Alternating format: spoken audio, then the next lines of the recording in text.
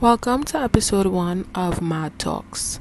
I believe I would have explained already what this is about, but in case I didn't, here's a brief explanation. So I'm hoping that you all know what TED Talks are. I really love listening to TED Talks, and I also really love to talk. So I decided whenever I'm ranting, whether it be about something that upset me, made me sad, or a topic that I feel needs to be talked about a bit more, that I would call it a mad talk. Mad being M-A-D, the first 3 letters of my name, and not crazy or anything like that. So this is episode 1 of those talks, and from the video you can tell that I'm doing something on the internet. Well, that thing turns out to be looking at universities. Now, this is something that my mom gave to me to do as a project during the July-August vacation, and I honestly slacked on doing it, but not because I was too busy all partying, having fun or anything like that. But in the month of July, y'all know I had a summer job, and I got a real first-hand experience at working, especially that aspect of coming home dog tired. I would be at work planning things I was going to do when I got home, for example, exercise or do this university project, or even make some kind of nice thing to eat when I came home. And then I came home, ate a sandwich, and went straight in my bed, lay down for hours, and then got up, bathed, and went right back in my bed.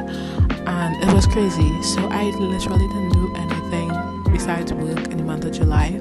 And then August came, and it was just filled with so many fun activities, and I was just enjoying my vacation. And I really didn't think about doing this project. I didn't forget, but I also didn't think about it. So this is me making an attempt at starting the project literally 3 days before school starts. I had a university that I wanted to go to originally, and that is University of Prince Edward Island. Now, if you don't know, Prince Edward Island is to Canada what Tobago is to us. Maybe not like the whole sister island joining together kind of thing, but it's a small island somewhere off wherever in Canada. So it's kind of like how Tobago is a small island somewhere off the coast of whatever coast in Trinidad. So I just consider it the Tobago of Canada. That could be a really terrible description, because that may not at all be what it is, but that's how I choose to describe it. So it's a university on Canada's Tobago, and their program, I don't even know if y'all know what I want to study. When I was younger, I used to really want to be a lawyer like my mom, and I wouldn't say she discouraged me from it, but she discouraged me from it. In a sense that she told me this country is so saturated with lawyers that students graduate from law school and can't find jobs. And law is not something like engineering where you could study it in one country and then go and practice it somewhere else. The law in every country is different, or every region. For example, you could study law in Trinidad and then go and be a lawyer in Grenada because they have similar law practices. But you can't study law in Trinidad and then go to the US and be a lawyer. Their law is different. So it's not even something that you could study here, and if you can't get a job, go somewhere else and get a job. So she kind of didn't want me to do that, because it's like, if it's saturated at that point in time when I was a little child, it's definitely more saturated now that I'm 18, and it's definitely going to be more saturated when I'm 25. So after that, I said that I wanted to be a doctor, then a ballerina, then a fashion designer, and then finally I settled on psychologist. And I think the meaning behind it is a lot for me, because I went through a lot at a young age with my dad being abusive and my parents getting divorced and all that kind of stuff. And I had quite a few friends who at the time were experiencing similar things, and they would come to talk to me because they knew that I went through it. So it was kind of like all of us in a circle being there for each other. And it made me realize that children go through so much, and I feel like if it's not always noticed, and if it is noticed, there's not always something that could be done about it.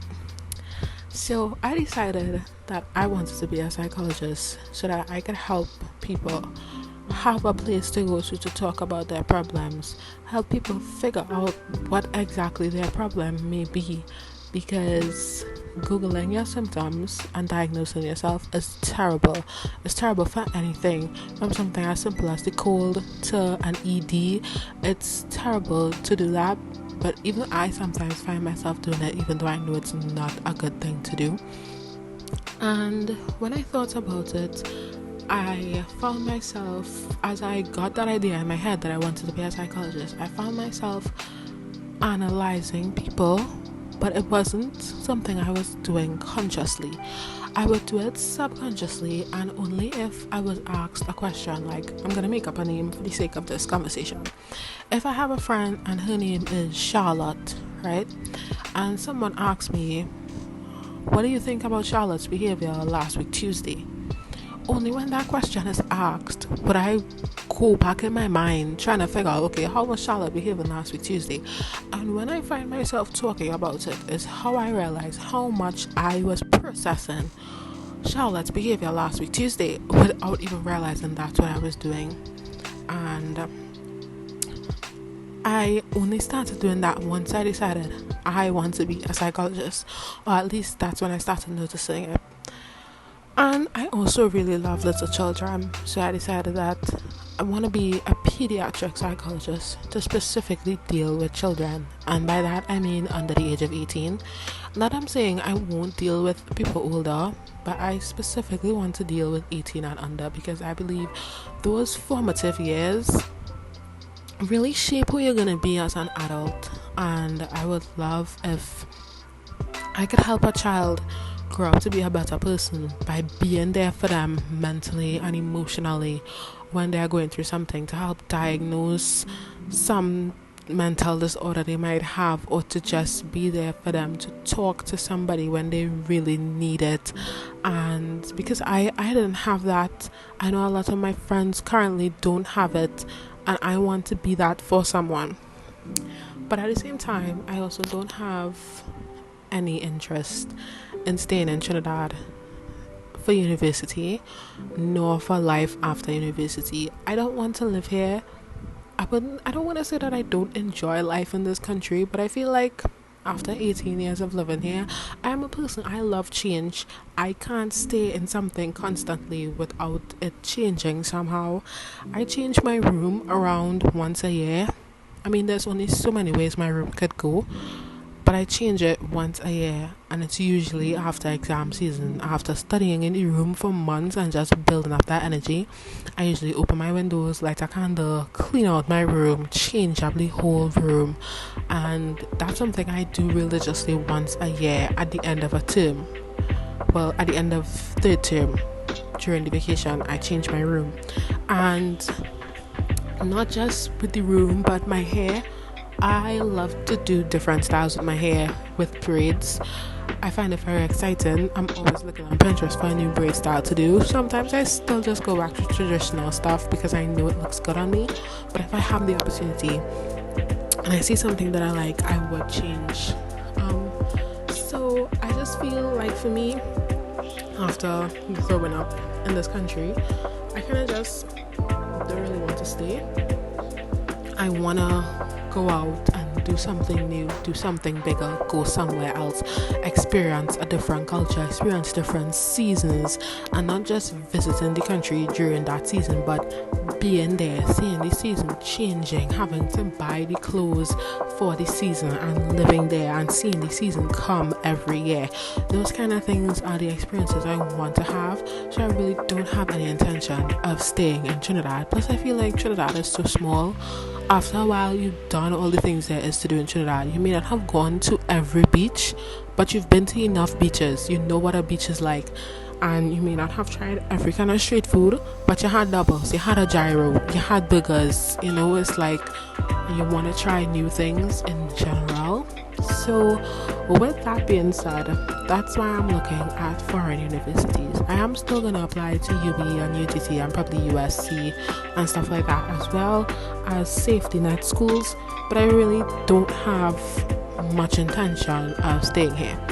I also don't want to go to school in the US because in 2020, when the whole Black Lives Matter movement took place, that really opened my eyes. Well, I shouldn't say opened my eyes because I knew, but it just solidified for me that the US is still extremely racist.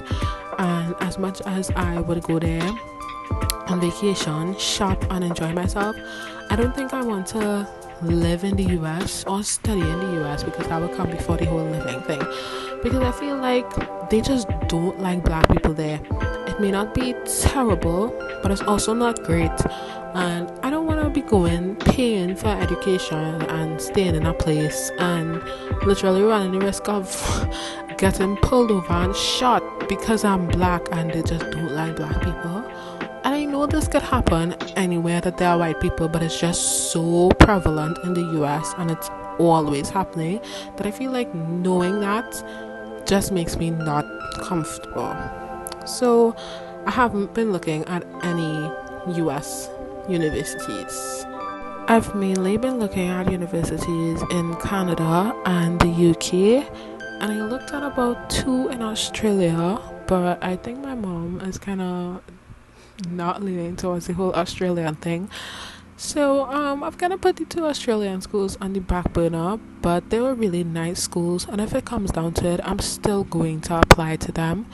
I also looked at one school in Amsterdam, and the program looks really good. The school looks really nice as well, but the one thing that kind of scares me about going to Amsterdam is that their main language is Dutch, and even though the course I want to do is taught in English, I just feel like living in Amsterdam and constantly hearing that Dutch and not knowing what they're saying is going to make me really uncomfortable. But I also know that when you live in a place or you spend a long enough time in a place where the first language is different from yours, that you do pick up things. You pick it up by force because you have to in order to survive in that place, and that's actually the best way to learn a language, by going and putting yourself in the middle of the language.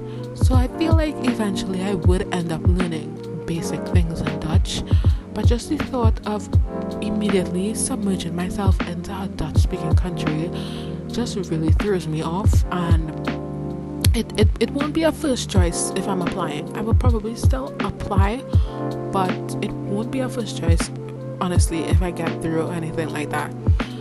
So mainly I've been looking at Canadian universities and UK universities for the reason that the United States just scares me. So in this video, I am going through a list of schools that I got from this website.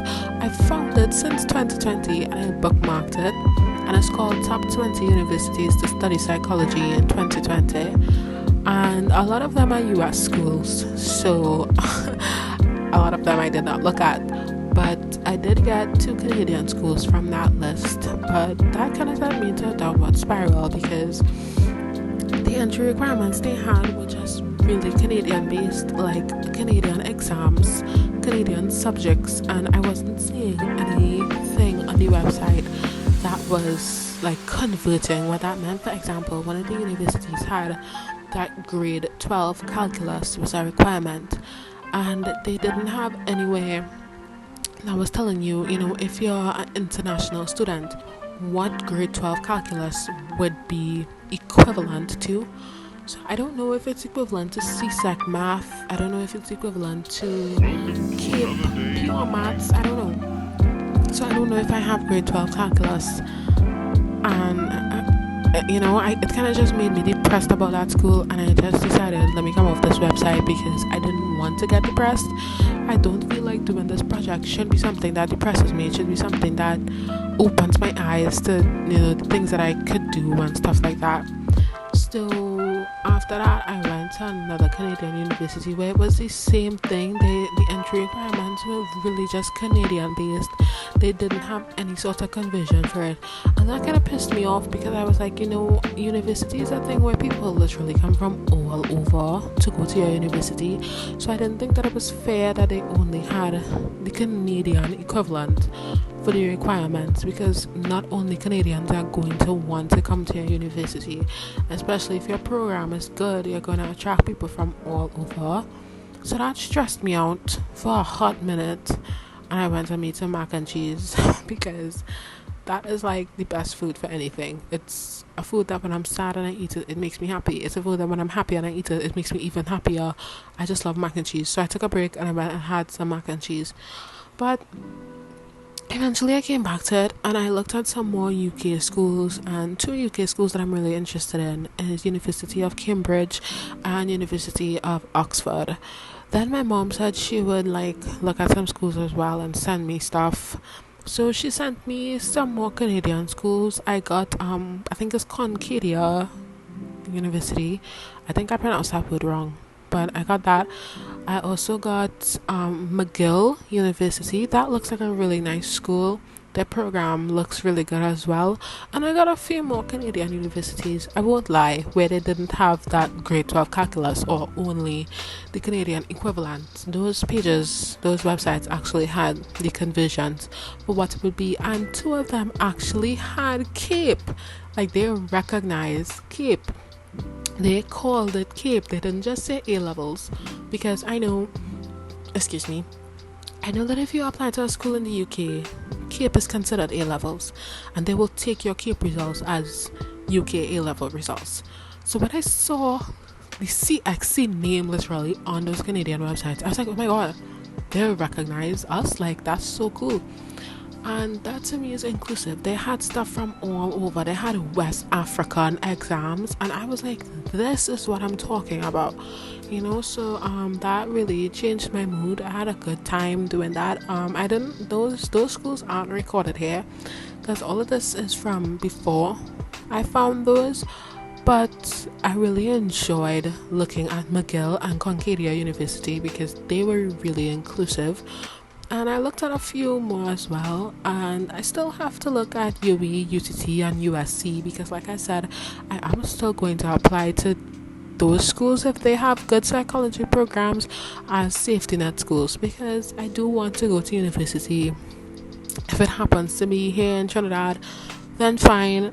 I could always, do another thing somewhere else at a later point, or even if I don't, I could always migrate to wherever I want to go after, if you know what I mean. I don't have to go to university away, but it's just something I would like to do. I would like to get that experience of living alone before actually having to seriously be an adult and live alone, if you know what I mean. I would like to experience campus life on a university campus. I want to experience the seasons changing. I want to experience something different. I want to be somewhere where they have a train, where I could just decide I want to study at a coffee shop today and hop on the train and go. Or I could decide I want to go and read a book in the park today and hop on the train and go. I think that's something I also spoke about once on my story on my spam, how I feel like Trinidad went backwards when they got rid of our train, because trains are just such an amazing mode of transport. Like, imagine if we still had that train and we had tracks going all over, we wouldn't have no need for all these PTSD buses burning fuel and contributing to air pollution. We would just have one train or two trains going everywhere, picking up people doing the same job the PTSD people doing. And those PTSD people, instead of getting a bus license, could get a train license, and them could drive the train. We don't need all these buses taking up space and creating traffic on our roads and all these fuel emissions. But that's another topic for another day. Back to what I was saying. Sometimes thinking about my future really scares me, because I'm always thinking about what if it does not work out this way. Not necessarily what if I fail, because failure is not an option for me. It simply isn't. But I always think, what if it doesn't go the way I want it to go? What if I don't get the grade I want to get, or the grade I have to get to do something, and I end up having to fall back on my safety net things? The safety net is there because it's smart to have it there, but you never want to actually have to use it. And I always think about, what if I have to use it? What if my life does not go the way I have planned it out in my head? And it's not even planned to the T to every detail. It's really not. I just have a general idea of where I want to go. that general idea is such a huge idea that it sometimes intimidates me, because what if I can't get to it? What if I misstep and I slip and that whole thing is just gone? And while I was doing this exercise with the universities, it really got my heart racing about CAPE results, because today is the 3rd. Results come out in 2 days for CAPE 1, and I'm petrified. I'm petrified because I can't even fathom what grades I could possibly be getting, and that scares me because I was able to do it for CSEC. For CSEC, after every exam, I was able to tell my mom what grade I thought I was going to get, and for the most part, I was very correct. The only subject that I called a grade for that ended up being lower was biology. I thought I would have gotten a 1, but I got a 2, which is fine. But every other subject, I literally called my grade. I knew what grade I was going to get. I came on the math exam and I was like, yeah, I'm going to get a 1. And I got a freaking 1 because I knew I worked for it. But even though I knew I studied and I knew I worked, I also knew I could have studied a whole lot harder than I did for CSEC. But when it came to CAPE, I feel like I went above and beyond in my studying for CAPE. But something about writing the exams, I didn't feel as vindicated. I'm not sure if those are the words. I didn't feel as powerful, as in control, as sure of myself walking out of CAPE exams. I cannot sit here and tell you if I'm gonna get a 1 in sociology. I really can't. But I knew that sociology content like the back of my hand. But I didn't come out that exam feeling like if I did well. I didn't feel like I did bad, but I also couldn't call my grade and say, yeah, I got a 1. And that is what's making me nervous. I'm not nervous about seeing the result in general, but I'm nervous about not even being able to come up with what my result might be. And that, I don't think about it constantly. I really don't. At least not consciously. But I subconsciously think about it. So much so that when it does come to the fore and it does become a conscious thought, it's like so much at once because it was going on all the time in the background. And it really, as much as I don't want to see the results, I just want the day to come now so I could just see it and get this feeling out my chest, because it's so, I hate it. I feel like growing up is a really scary process as it is a fun process, because a lot of the things that I could do now I couldn't do before, and I really enjoy them. For example, driving. I love driving so much. I love the fact that legally I'm an adult and I could just pick up myself and decide to do anything. I mean, I don't, but I could. It's just that feeling of knowing that I could, that this door has now been opened to me to do something. But that door also means that I have more responsibilities now. I have to decide what university I want to go to. Well, not really, because you don't have to go to university, but I want to. That's the goal I have for myself. So that is now my responsibility. You know, I'm not 16, I'm not 14. I can't expect mommy to do it for me or mommy to help me. I mean, she does help, but I can't expect it. It's something that I have to get up and do for myself. I have to start learning how to be an adult, managing money. Like this bank account thing, y'all, is not easy, because how I could spend $700 on a day and just drop that money because I know I have it. Like, I know how to save. I'm a very good saver when saving is necessary. For example, I told myself I'm not spending any crazy amounts anymore. The only time I'm spending bank is when I go Pennywise, and that's not even really bank for me, right? I've decided that I'm saving for whatever I want to do for my 19th birthday. I want to go big and do something crazy, but I know that's not the personality I have, and that I would much just rather go to dinner with my friends, do something soft and simple. I don't know, but yeah, I've decided that's the next thing that I'm saving for. Christmas, like to buy myself and my friends things, and then my birthday. But I'm starting to save for my birthday from all now though. The one thing about having a bank account to me that is a bit difficult when it comes to saving is that all your money is in one place, as opposed to when I was saving cash.